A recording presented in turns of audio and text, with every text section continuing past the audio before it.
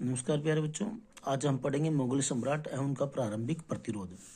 देखिए, बाबर ने 1526 ईस्वी में मुगल राजवंश की नींव रखी। पानीपत के प्रथम युद्ध में इब्राहिम लोदी को हरा कर मुगल शासन की नींव रखी थी बाबर ने। परंतु ऐसा नहीं कि मुगलों को ही ऐसे प्रतिरोध का सामना न करना पड़ा हो। विशेष रूप से अगर मैं बात करूं तो राणा संग्राम सिंह 1527 में खानवा का युद्ध, उसके बाद हुमायूं का जो बाबर का जो उत्तराधिकारी हुमायूं को तो शेरशाह सूरी ने हिंदुस्तान से खदेड़ दिया था और हेमचंद्र विक्रमादित्य ने दिल्ली व आगरा से मुगलों को हराकर हिंदू साम्राज्य को पुनः स्थापित करने का प्रयास किया। हेमचंद्र विक्रमादित्य के बारे में हम पढ़ेंगे। रानी दुर्गावती और महाराणा प्रताप ने मुगलों की अधीनता स्वीकार नहीं की। महाराणा प्रताप तो आजीवन अकबर के लिए प्रबल चुनौती बने रहे। इस अध्याय में हम इन चीजों को लेकर डिस्कस करने वाले हैं। चलिए शुरुआत करते हैं। 1526 ईस्वी में भारत की राजनीतिक स्थिति अच्छी नहीं थी।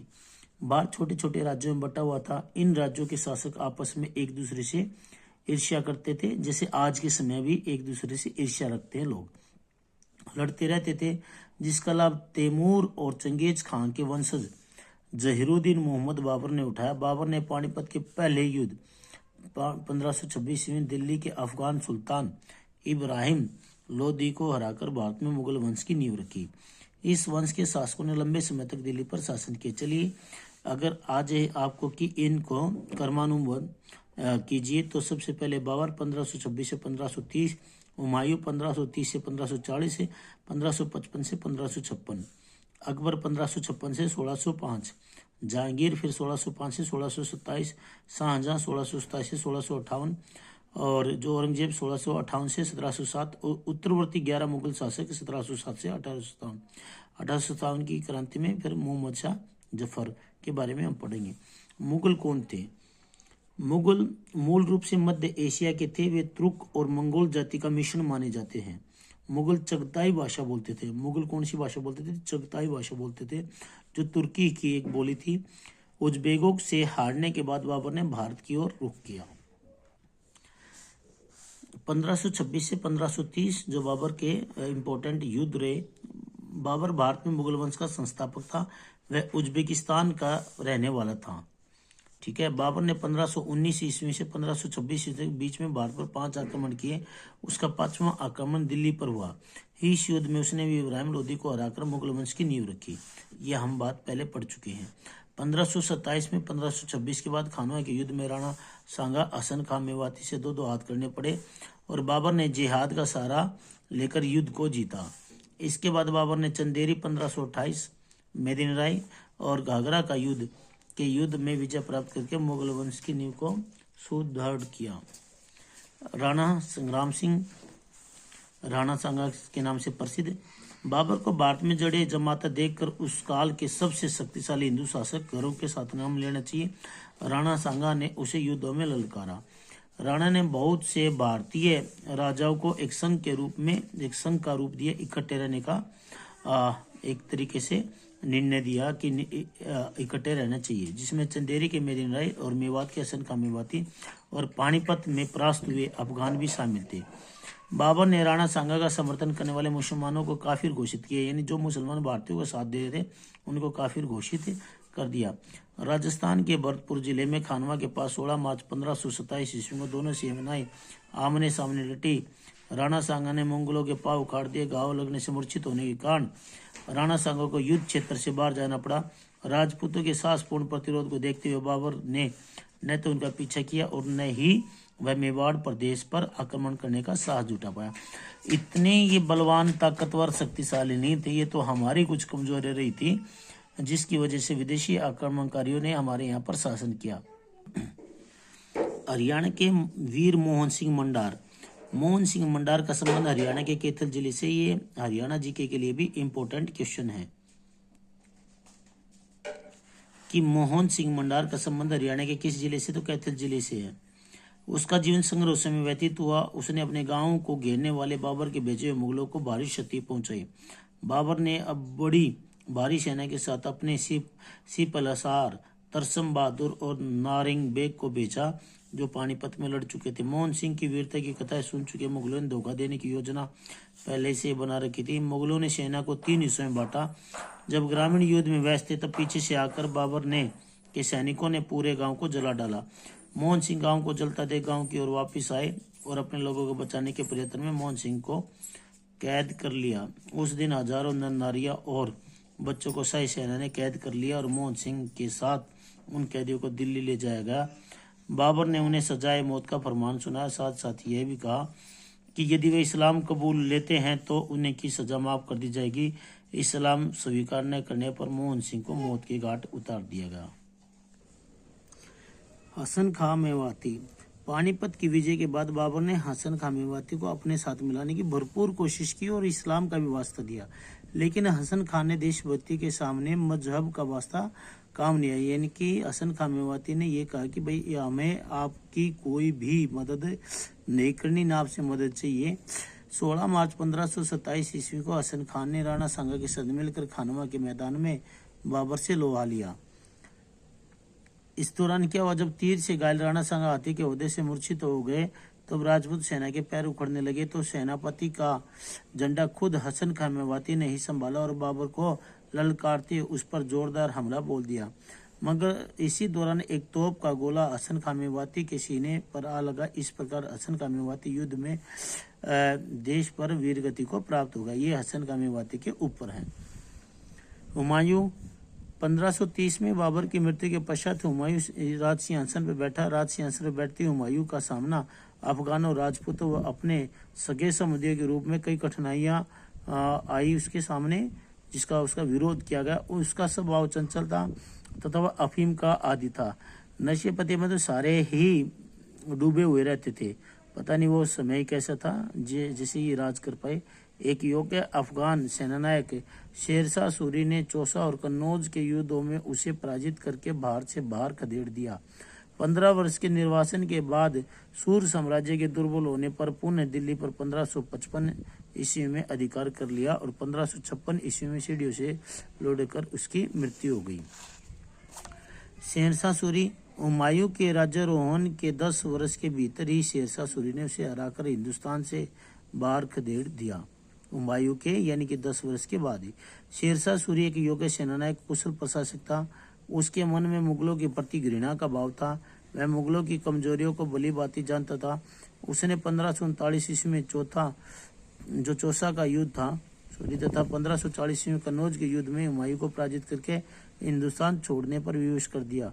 उसके प्रयासों से मुगल 1540 से 1555 ईस्वी तक 15 वर्ष तक हिंदुस्तान के मानचित्र पर से गायब हो गए। हुमायूं को हराने के बाद शेरशाह को रायसीन, मारवाड़ और कालिंजर के राजपूत शासकों के कड़े प्रतिरोध का सामना करना पड़ा और कालिंजर के युद्ध में बारूद फटने से 22 मई 1545 ईस्वी को शेरशाह की मृत्यु हो गई। उसने 1540 से लेकर 1545 ईस्वी तक शासन किया।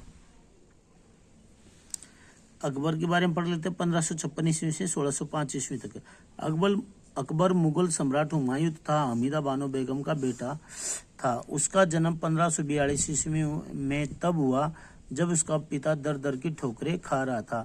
अकबर का जन्म राजपूत रियासत अमरकोट में हुआ। आप देखिए, इमेजिन कीजिए कि क्या यहाँ ये लाइन कहाँ पर मैच होती है।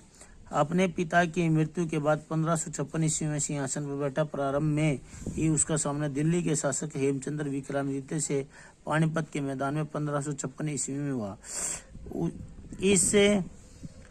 इसे पानीपत का दूसरा युद्ध कहा जाता है। हेमचंद्र वीरता से लड़ा लेकिन भाग्य से अकबर की जीत हुई। तत्पश्चात अकबर से भारत की महान वीरांगना दुर्गावती ने लोहा लिया और मेवाड़ के महाराणा प्रताप ने तो जीवन भर अकबर ने संघर्ष किया। महाराणा प्रताप ने नहीं, अकबर ने संघर्ष किया जीवन भर। कभी भी अकबर और उन्होंने कभी भी अकबर की अधीनता स्वीकार नहीं की। अकबर ने धार्मिक सहनशीलता की नीति का अनुसरण करके तीर्थ यात्रा कर जजिया कर समाप्त कर दिया तथा युद्ध बंदियों को दास बनाने की प्रथा पर भी रोक लगा दी। इस तरह से राजपूत नीति के द्वारा राजपूतों से उदारतापूर्ण मित्रतापूर्ण संबंध स्थापित करके मुगल वंश के शासन को सुदृढ़ किया और विशाल साम्राज्य की स्थापना की। दोस्तों, जो ये युद्ध के बारे में बताया गया है, अकबर और हेमू के बीच जो युद्ध हुआ था हेमचंद्र के बीच में, ये अकबर करीब करीब 15 किलोमीटर दूर था। 15 किलोमीटर दूर अकबर का जो सेनापति बैरम खां की लड़ाई हुई थी पानीपत के युद्ध में। अकबर तो राजा था इसलिए नाम आता है। इस युद्ध छिप कर बैठा हुआ था, क्योंकि हेमचंद्र की वीरता के जो किस्से हैं वो बड़े ही विख्यात थे। और ये डर था कि इसको ये था कि अगर हमारी सेना हारने लगे, अगर मैं युद्ध के दौरान हुआ तो मारा जाऊंगा, इसलिए इसको करीब करीब 15-20 किलोमीटर दूर रखा गया पानीपत से, ताकि अगर वहां से भागने का मौका मिल सके। चलिए इसके बारे में यहीं पर डिटेल में पढ़ते हैं।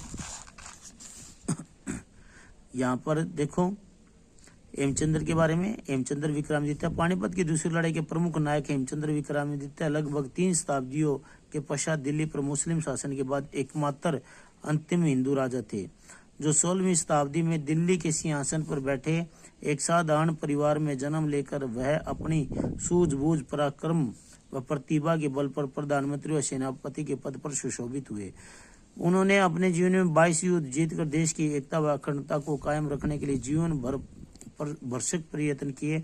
अपने जीवन का बलिदान दिया। अकबर के दरबारी अबुल फजल ने अपनी पुस्तक में अकबरनामा में हेमू की प्रशंसा की है। हेमू प्रधानमंत्री व सेनापति के रूप में शेरशाह सूरी ने हेमू की कदकाठी व योग्यता देखकर उसे अपनी सेना में भर्ती कर लिया। 22 मई 1545 ईस्वी को शेरशाह की मृत्यु के बाद उसके पुत्र इस्लाम शाह ने गद्दी संभाली। इस्लाम शाह ने हेमू की प्रशासनिक क्षमता को पहचाना, उसे व्यापार व वित्त संबंधी कार्यों के लिए अपना सलाहकार नियुक्त किया। ये हेमू के बारे में है, ठीक है। उसके बाद जो है हेमचंद्र के बारे में राजा बड़े गौरव के साथ नाम लेंगे हम इनका।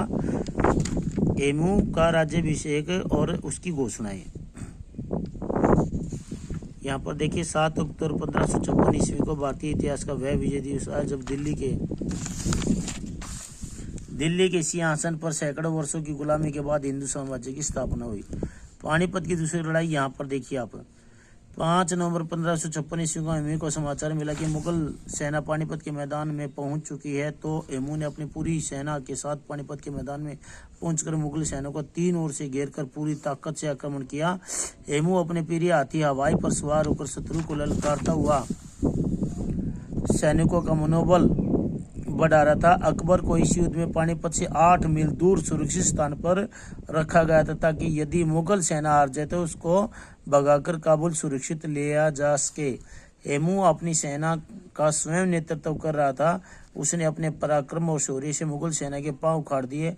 अकबर की सेना में हेमू का भय समा गया था। हेमू अपनी सेना के साथ आगे बढ़ता जा रहा था, तभी एक तीर हेमू की बाई आंख में लगा। हेमू बेहोश होकर हाथी के ओहदे से गिर पड़ा। अपने सेनापति को न देखकर सेना में भगदड़ मच गई। इस प्रकार से हम कह सकते हैं एक तीर ने भारत भूमि पर मुगल सत्ता के उकड़े हुए पांव फिर से जमा दिए। हेमू को बंदी बनाकर अकबर के सामने लाया गया तथा उसका सिर धड़ से अलग कर दिया गया, और अकबर ने गाजी यानी काफिरों का मानने वाला की उपाधि धारण की। तो गाजी का मतलब समझ में है कि जो काफिर मतलब कि हिंदू मतलब वो जो इस्लाम को स्वीकार नहीं करता था, उसको काफिर कहा जाता था। जो इस्लाम की जो मान्यताओं को नहीं मानता उसको काफिर कहा जाता था, की उपाधि धारण की। हेमू का कटा सिर काबुल के दिल्ली दरवाजे पर तथा धड़ दिल्ली के पुराने किले के बाहर लटका दिया, ताकि लोगों के दिलों में डर पैदा हो। बैरम खां ने विरोधियों की सामूहिक हत्या का आदेश दिया। हेमू के रिश्तेदार करीबी अफगान समर्थकों की मौत कर दी गई। आज भी गांव सैदापुर पानीपत में हेमू का स्मृति स्थल है। रानी दुर्गावती। हिंदुस्तान वीरों और वीरांगनाओं का देश है।